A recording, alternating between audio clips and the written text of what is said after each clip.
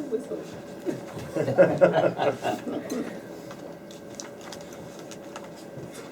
Okay, so who in this room wants to succeed? All in favor say aye. Aye. Yeah, you can hardly expect to say, I want to fail. We're all geared as human beings and in society to want to succeed, right? So what is it? What is a single factor that you need to have in order to succeed? Wait, it's a pop quiz. I have some options for you. Money, lots of it. No? No takers. You're going to say yes or no. High IQ. Yes. Yes. Oh, Donald Trump had high IQ. Okay, speaking of Donald Trump. No, okay, I'll put it better. A powerful mentor. Yeah? Okay, I'm running out of paper. Yes. Sounds good. Yeah. I have to disappoint you guys. None of these. And I am disappointed because apparently you haven't been listening to Beth's speeches. There's been copious amount of research done in this field of how or what it takes for one to succeed. And it's a 4-letter word. It's not pleasant. Don't guess, I will tell you. It's called grit. My mother's rude, she calls it stubbornness. My mother-in-law is polite, she calls it character. But however you term it, it's grit. So I have a child, and I want her to be a budding genius. She's a bud, not a genius. So I pick up a book called How Children Succeed by Paul Tuck. And in that he shocks me. He says, it is not the vocabulary test, it's not the spelling bees. It is not your standardized tests. Not the SAT, not the GREs and all that stuff. It is not even the IQ test which spells success for a child as he grows towards his adulthood. It's the obstacles a child faces in his or her childhood that spell success in his or her adulthood.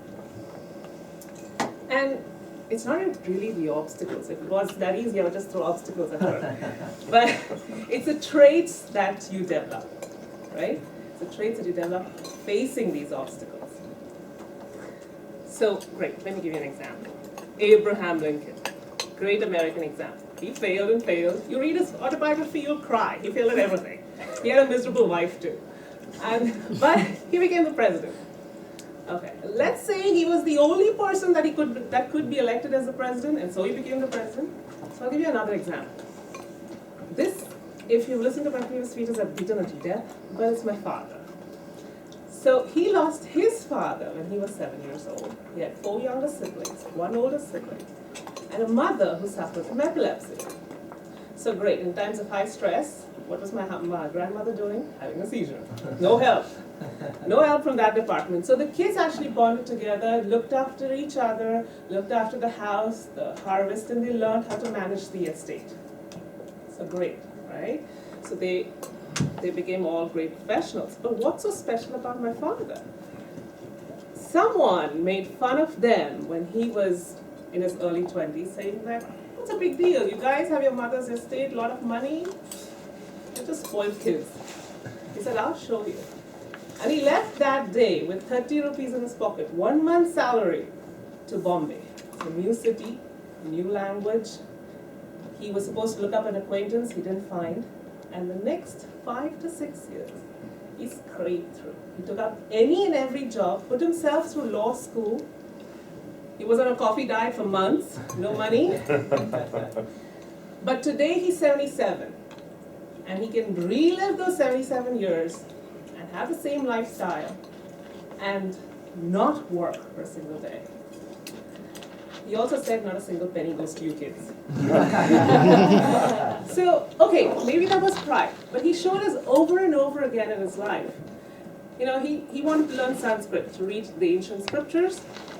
He sat with 4 and 5-year-olds at the age of 60.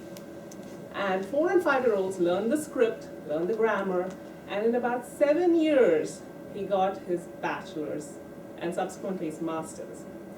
It's no mean feat at 60 to learn a dead language. Sanskrit is like that.